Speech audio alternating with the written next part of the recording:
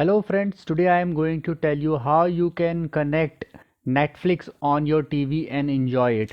So first of all you need to install Netflix on your TV. So I have already installed it. You can see this is Netflix. I just need to open it. Now you need to click here, sign in.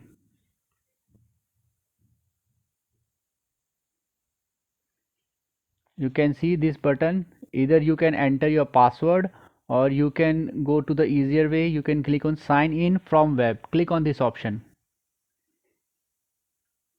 Now you need to open this URL from your smartphone or your laptop, netflix.com/tv8, and you can see my 8-digit code. I need to enter this code on the browser and I need to sign in. So let's go to my PC now and I will show you how I will do it.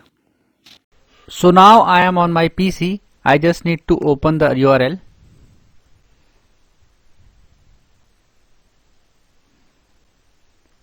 netflix.com/tv8 and click on enter.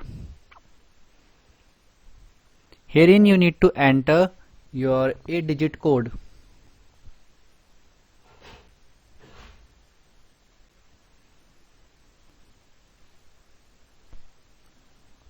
So this is my 8-digit code and you need to enter that code which is showing in your TV. Now click on continue.